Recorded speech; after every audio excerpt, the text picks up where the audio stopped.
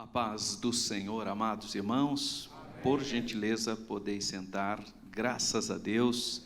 Chegamos então na nossa quarta e última aula sobre o capítulo 18 da nossa declaração de fé, e que estamos estudando sobre os 10 mandamentos, e especificamente nessa aula de número 4, nós temos o item 6 da página 160, os 2 últimos mandamentos, e o 7, o decálogo e a lei de Deus. E assim nós encerramos então essa ministração, esses estudos sobre os 10 mandamentos. Aí no mês de março nós não teremos a nossa declaração de fé, retornaremos com o 19º capítulo no mês de abril, se o Senhor assim permitir.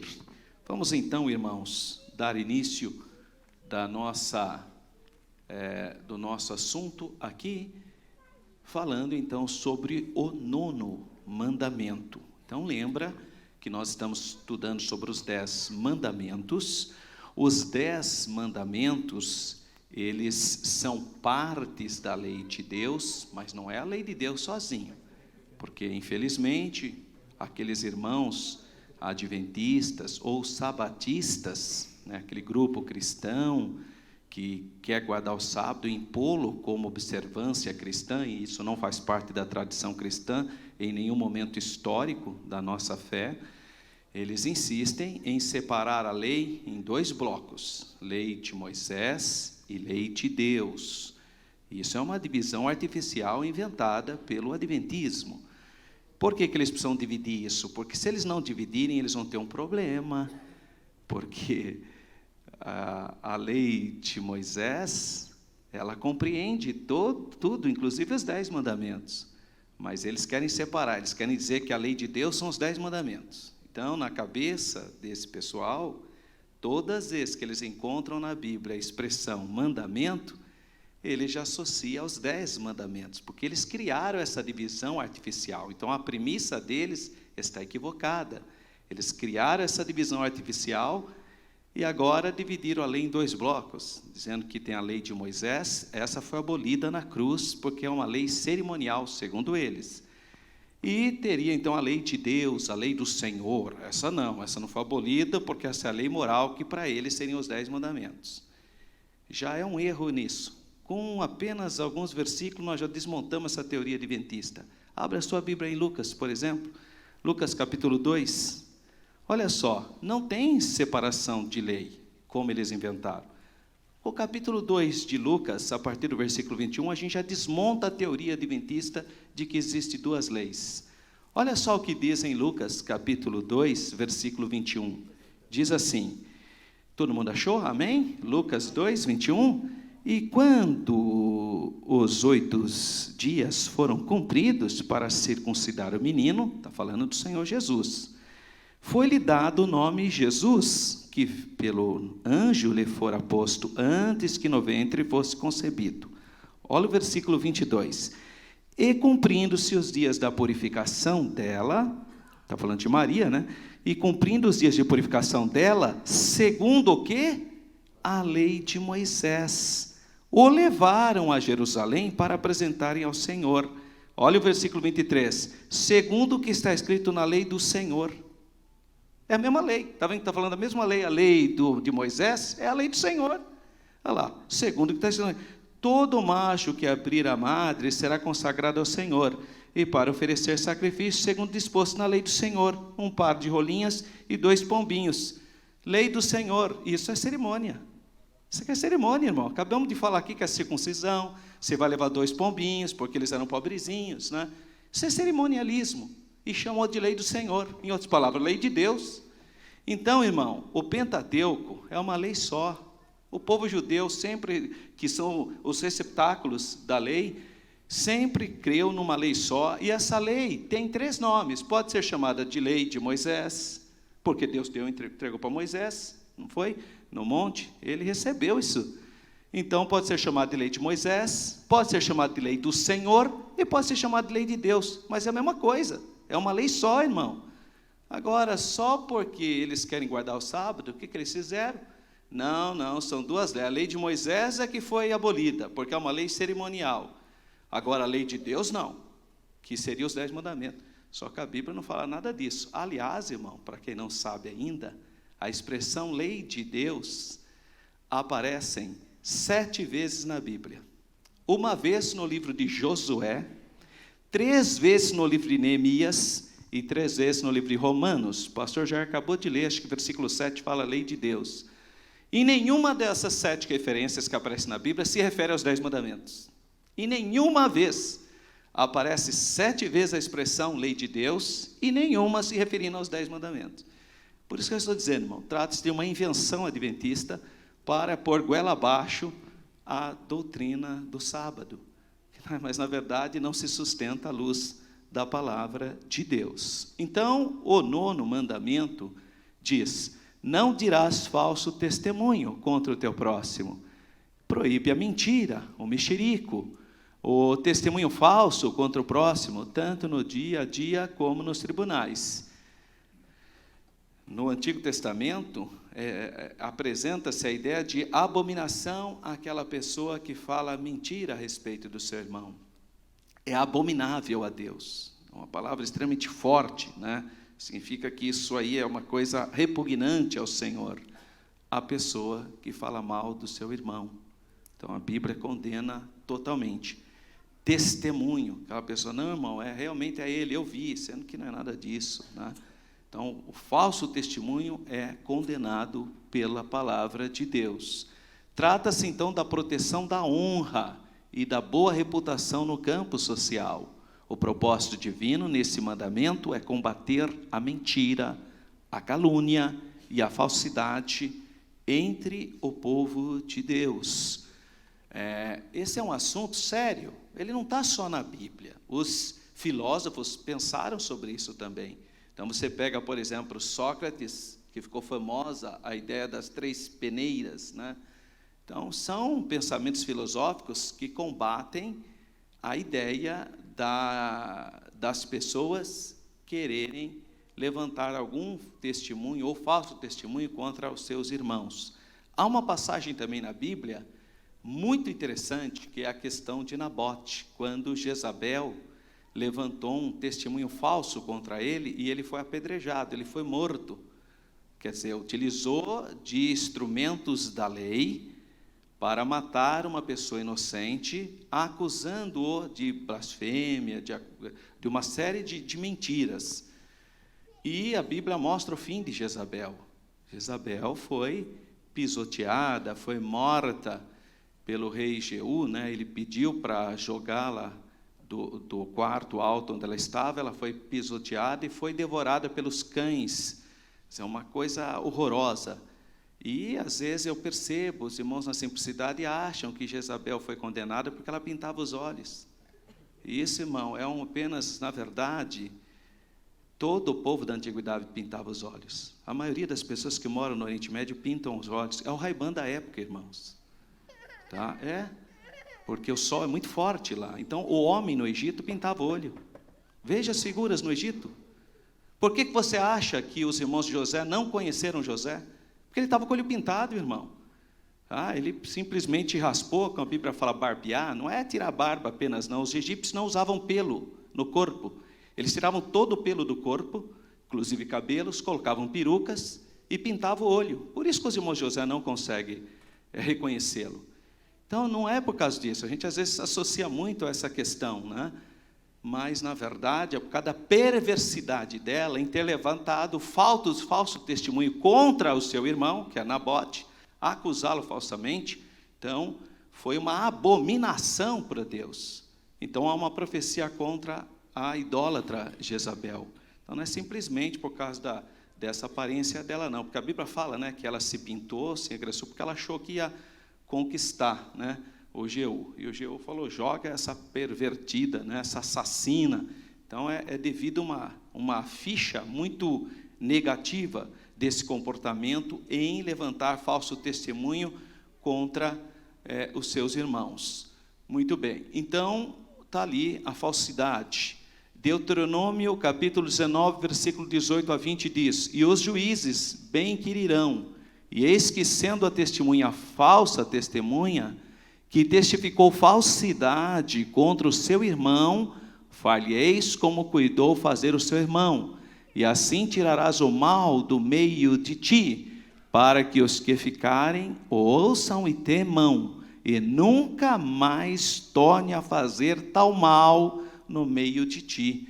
Então veja que ele exorta para tomar exemplos fortes, impactantes, para que esse tipo de mal não venha a ocorrer. Se alguém tiver uma vontadinha de querer falar mal, de ser uma falsa testemunha, por essa situação exortativa, por esse exemplo forte, pintados com cores fortes, a pessoa se sentisse desestimulada para não fazer isso, porque é abominável diante de Deus. E não somente isso, mas também promover o bem-estar e a fraternidade entre os seres humanos. Muito bem. E o 10º mandamento diz: não cobiçarás a casa do teu próximo, não cobiçarás a mulher do teu próximo, nem o seu servo, nem a sua serva, nem o seu boi, nem o seu jumento, nem coisa alguma do teu próximo. E assim encerra os 10 mandamentos. 9 mandamentos são realmente mandamentos de ordem moral, porque não pode haver concessão em mandamento de ordem moral. Não poderá ter outro Deus diante de Deus, não poderá fazer imagem de escultura. Não há concessão. Mas um santinho pode. Não tem concessão, irmão. Não pode fazer imagem. Não tomarás o nome do Senhor teu Deus em vão. Não tem concessão. Honra teu pai e tua mãe. Não tem concessão. Mas se a mãe não for boa, não interessa. Seja boa, seja ruim, tem que honrar pai e mãe. Não tem concessão. Porque é o primeiro mandamento, é o 5º mandamento, mas é o primeiro com promessa. O 6º mandamento: não assassinarás. Não tem concessão. O 7º mandamento: não furtarás, aliás, não adulterarás. Não tem concessão. Está falando da impureza sexual, não há concessão. Não, o 7º: não furtarás. O 8º: não dirás falso testemunho contra o seu irmão. E o 10º: não cobiçarás. Tem a ver com moralidade, não há concessão, né, tia? Mas se fizer alguma... Não tem, ele é moral, é ético. E o 4º mandamento, o sábado? O 4º mandamento, os sacerdotes no templo quebravam. Os discípulos de Jesus quebraram. Então há concessão. Se há concessão, não pode ser moral. Porque se fosse moral, a gente não poderia acender o fogo no dia de sábado, não poderia dar ligação no seu automóvel, não poderia acender a luz. A hora que entrar na igreja não podia acender a luz, porque não há concessão. Então, não pode, o sabate não tem sentido ser um mandamento moral, porque ele tem concessão. Amém, irmãos? Amém. Então, nós encerramos essa primeira perspectiva dos 10 mandamentos. Então, a cobiça é a raiz do qual surge todo o pecado contra o próximo, tanto em pensamento como na prática. O propósito divino aqui, então, é proteger o povo das ambições erradas. A cobiça infecta pobres e ricos, nas suas mais diversas formas, o que leva ao que a gente tem visto, um monte de gente tomando atos estúpidos, né? E uma coisa puxa a outra. A cobiça levará a assassinato, a falso testemunho, as coisas mais pervertidas. E então, agora a parte 7ª, o item 7 está encerrando esse assunto. Cremos e declaramos que o decálogo em si mesmo não é a lei de Deus, e sim parte dele. Isso é importante. Não adianta você pegar os 10 mandamentos e falar que aquilo é a lei de Deus. Não, a lei de Deus são os 5 primeiros livros de Moisés. Gênesis, Êxodo, Levítico, Número e Deuteronômio. É o Pentateuco. Os judeus chamam de Torá. Para nós são os 5 primeiros estojos. Então é o Pentateuco. Não tem conversa. E os 10 mandamentos? Os 10 mandamentos fazem parte disso. Ele sozinho não pode ser trabalhado que nem, infelizmente, os adventistas fazem. Pegam os 10 mandamentos e colocam lá como sendo um nível mais elevado. Não pode, irmão. A palavra de Deus é uma coisa só. Não tem uma palavra mais inspirada do que a outra. E eles colocam os 10 mandamentos como sendo acima de qualquer coisa. Não pode fazer isso. Isso chega a ser até uma aberração teológica. Porque a lei é uma coisa toda. São os 5 primeiros livros de Moisés. E os 10 mandamentos fazem parte da lei. Mas ele sozinho, ele não é a lei de Moisés. A lei de Moisés tem muita coisa. E não adianta inventar apelidando de lei de Deus, porque tudo é lei de Deus. Não existem duas leis. A lei foi escrita num livro, e não em tábuas de pedra. A lei é um livro, que são os 5 primeiros livros, mas é um livro só, é a Torá, não foi escrito em pedras. Olha só o que diz Gálatas 3,10. Porque escrito está: maldito todo aquele que não permanecer em todas as coisas que estão escritas no livro da lei, para fazê-las. Então, os 10 mandamentos foram escritos em pedras, né, irmão? Ela não se reveste de uma inspiração especial. Por quê? Porque toda a Escritura é inspirada por Deus. Assim, não existe um texto bíblico mais inspirado do que o outro. Não tem isso. Aí, antigamente, aquelas pessoas simples, coitado, pegavam o Salmo 91 e ficavam com o Salmo 91 para baixo para cima, achando que o Salmo 91 era mais inspirado do que o... Não tem sentido essa conversa. Toda a Bíblia é a palavra de Deus. Não tem um texto mais inspirado. Como assim? Então, infelizmente, tinha gente assim. E esse grupo religioso é assim, pega os 10 mandamentos e coloca como sendo mais inspirado que os demais. Isso é heresia, irmão, porque a palavra de Deus, ela é inspirada, então não tem um texto mais inspirado. Então, os 10 mandamentos não são mencionados textualmente no Novo Testamento, por exemplo. Os 10 mandamentos não são mencionados no Novo Testamento, os 10 não, são mencionados 5. Então, se fosse tão relevante assim, claro que Jesus ia falar sobre os 10 mandamentos, é óbvio, ele iria citar os 10, não, ele não cita os 5, aliás, ele cita só 5, e além disso, em uma composição atípica, que você, não é uma composição comum, a citação dos 5, dos 10, tá? Ele vai então, da maneira que está em Êxodo capítulo 20 e Deuteronômio 5, e Deuteronômio capítulo 5, da maneira que está escrito ali, nunca Jesus citou e nunca os apóstolos citaram. Nunca. Agora eu pergunto para vocês, se fosse tão importante assim, para fazer doutrina, colocando numa... É lógico que Jesus citaria, lógico que os apóstolos citariam. E nenhum dos dois citaram, nenhum deles citar. De acordo com a composição de Êxodo 20 e Deuteronômio 5. Eles aparecem, então, em 4 listas parciais, com 5 desses preceitos. 3 dessas listas constam nos evangelhos sinóticos, que seria o quê? Mateus, Marcos e Lucas, são os sinóticos, os evangelhos similares, tá? Constam nos evangelhos sinóticos, nas passagens paralelas do diálogo entre o moço rico, o moço de qualidade, e o Senhor Jesus, em Mateus, em Marcos e Lucas. Vamos ver a referência? Olha lá. Em Mateus 19, 17 e 19, E ele disse-lhe: por que me chamas bom? Não há bom, senão um só, que é Deus. Se queres, porém, entrar na vida, guarda os mandamentos. Disse ele: quais? E Jesus disse: não matarás, não cometerás adultério, não furtarás, não dirás falso testemunho, honra teu pai e tua mãe, e amarás o teu próximo como a ti mesmo.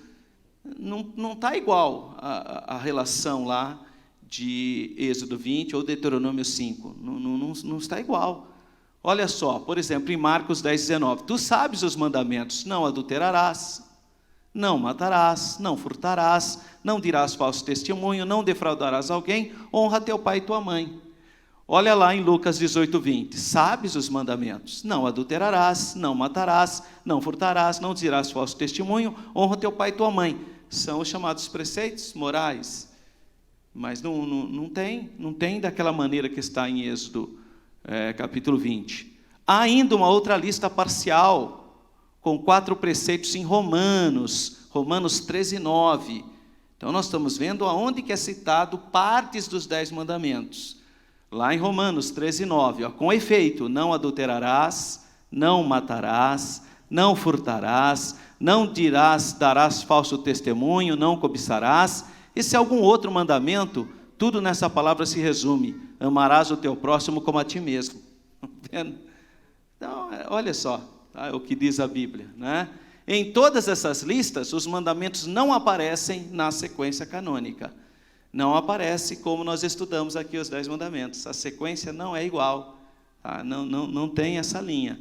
Na lista de Mateus, é acrescido do resumo da segunda parte do Decálogo, amarás o teu próximo como a ti mesmo, que é uma citação de Levítico 19:18. E na lista de Marcos consta ainda, não defraudarás alguém.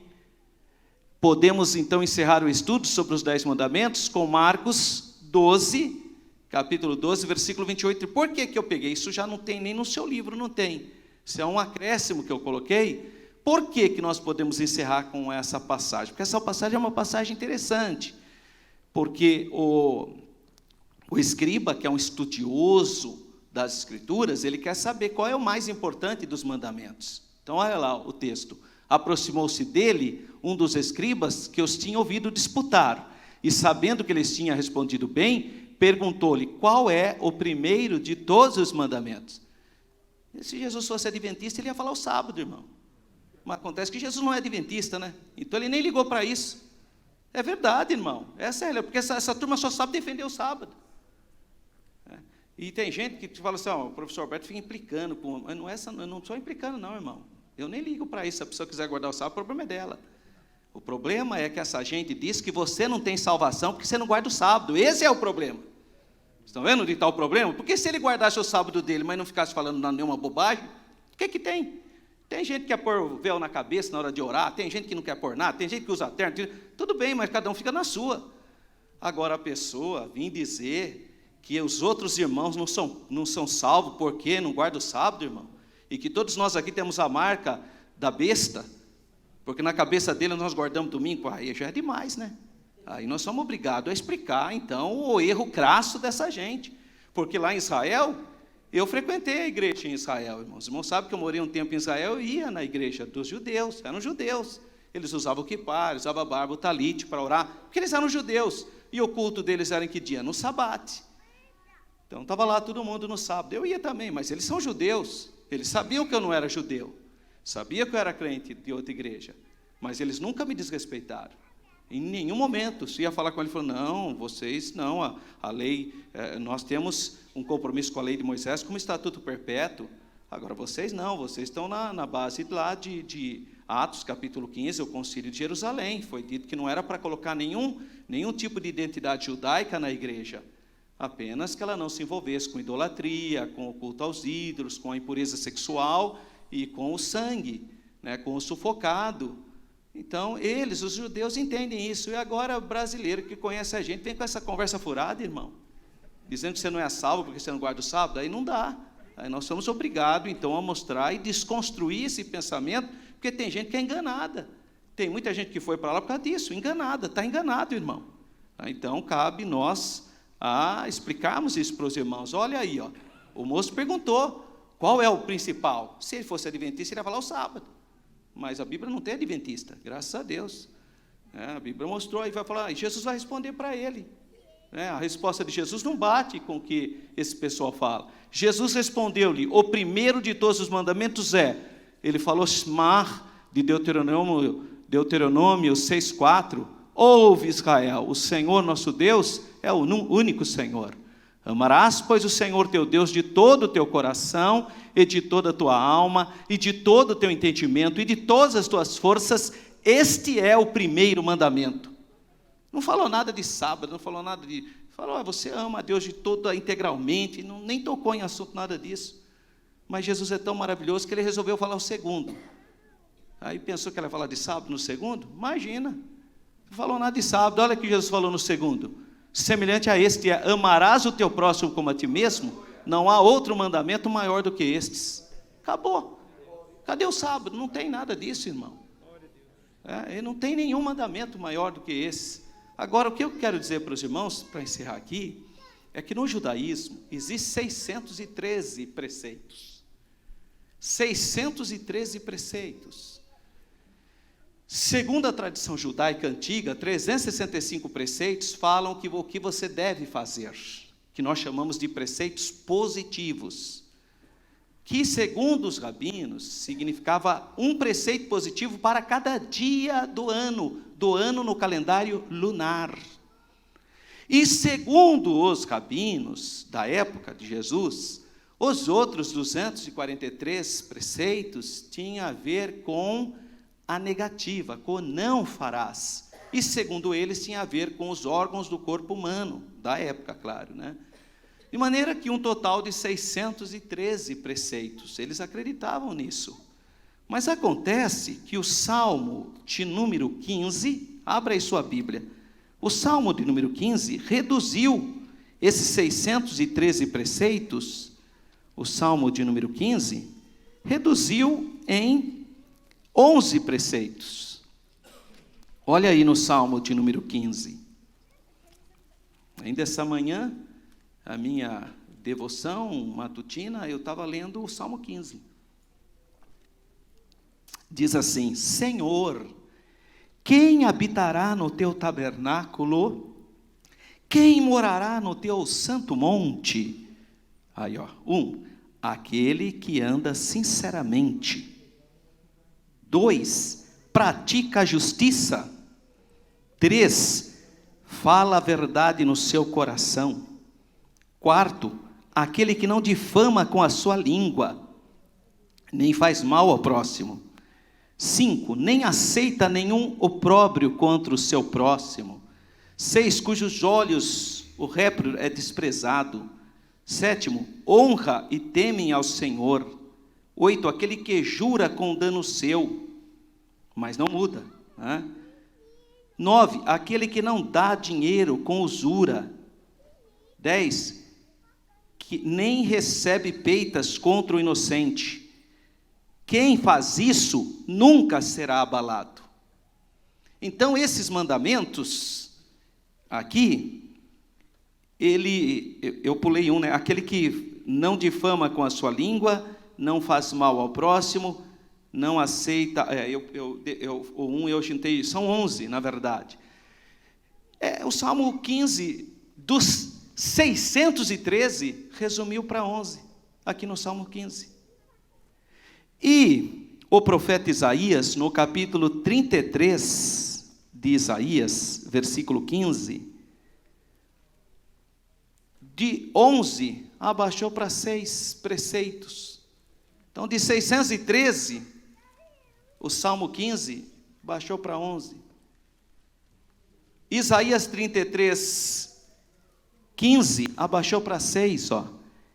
Que anda em justiça, que fala com retidão, que rejeita o ganho da opressão, que sacode das mãos o presente, tapa os ouvidos para não ouvir falar de derramamento de sangue e fecha os olhos para não ver o mal. Está vendo? Então, de 613, o Salmo 15 apresenta 11, agora o profeta Isaías, capítulo 33, versículo 15, apresenta apenas 6 preceitos. Aí aqui em Miqueias, irmãos, capítulo 6, versículo 8, Miqueias 6, versículo 8, abaixa para 3 preceitos. Então, de 613, o Salmo 15, 11, Isaías 33, 6, agora o profeta Miqueias vem aqui no capítulo 6, versículo 8 e diz: Ele te declarou, ó homem, o que é bom, e o que é que o Senhor pede de ti, senão que pratique a justiça. 2, ames a benignidade. 3, andes humildemente com o teu Deus. 3 preceitos. Então, de 613, no Salmo 15, 11, Isaías 33, 6, Miqueias 3, e o profeta Amós, no capítulo 5, versículo 4, o profeta Amós, 5, 4, abaixa para 2 preceitos. 613, Salmo 15, 11, Isaías 33, 6, Miqueias 3, Amós 2, capítulo 5, versículo 4, porque assim diz o Senhor à casa de Israel: buscai-me e vivei. E o profeta Abacuque, irmão, vai deixar um único preceito, onde está baseado toda a teologia paulina, porque tem gente que pensa que Paulo que inventou isso, não foi. Abacuque 2,4, olha só o que diz Abacuque 2,4, eis que a sua alma está orgulhosa, não é reta nele, mas o justo viverá da fé. Está aqui a doutrina da justificação da fé. Está aqui, irmãos, o justo viverá da fé. Então Paulo não inventou nada, tá? Paulo simplesmente entendeu o que diz as Escrituras. Dos 613 preceitos, abaixou para 11 no Salmo 15, abaixou para 6 em Isaías 33, abaixou para 3 em Miqueias, abaixou para 2 em Amós, tornou-se 1 em Abacuque, que é a grande doutrina da igreja. Paulo, escrevendo aos Gálatas, capítulo 3, versículo 23 e 25, diz: mas antes que a fé viesse, estávamos guardados debaixo da lei, e encerrados para aquela fé que se havia de manifestar, de maneira que a lei nos serviu de aio para nos conduzir a Cristo, para que pela fé fôssemos justificados. Mas depois que veio a fé, já não estamos mais debaixo do aio, não somos mais servos da lei. E em Hebreus, capítulo 10, versículo 38, diz o escritor aos Hebreus, diz: mas o meu justo viverá da fé, e se ele recuar, a minha alma não tem prazer nele. Então esses irmãos que estão vivendo pela fé, que acreditaram no sangue de Jesus, que foram justificados pela fé em Jesus, e depois resolve ir atrás de sábado, resolve ir atrás de não comer carne de porco, resolve deixar a barba para ficar parecido com um judeu, e põe um quipar na cabeça e fica lá, sabe dessas pessoas? O Senhor não tem prazer nele. Por quê? Porque Jesus é suficiente para a tua salvação, meu irmão. Nós somos salvos pelos méritos exclusivos de Jesus. É o sangue de Jesus que nos perdoa do pecado, não é a sua capacidade de fazer uma obrinha, não. E o apóstolo Paulo em Romanos fecha com a mesma palavra de Abacuque, do profeta Abacuque, lá no Antigo Testamento. Porque nele se descobre a justiça de Deus de fé em fé. Como está escrito? Da onde você acha que ele tirou esse escrito? Do profeta Abacuque. Olha lá o que está escrito: mas o justo viverá pela fé. Louvado seja o nome do Senhor. Então que Deus continue abençoando o seu povo, que Deus continue abençoando a sua igreja, e que nós possamos compreender que maravilha que foi o sacrifício de Jesus. Ele é o nosso tudo, é nele que nós repousamos, é nele que nós descansamos, ele é a nossa redenção, é a nossa esperança. Jesus é o nosso Salvador, nós confiamos no nome de Jesus, nós invocamos o nome de Jesus, nós dependemos de Jesus. Jesus é o Senhor da igreja, Jesus é a cabeça da igreja, Jesus é a arca da salvação, Jesus é o Salvador de toda a humanidade. Só Jesus é o Salvador, e nós confiamos em Jesus. Nós não confiamos na carne, nós não confiamos nas obras humanas, mas firmados na palavra, confiamos no Senhor, porque o justo viverá da fé. Amém, irmãos?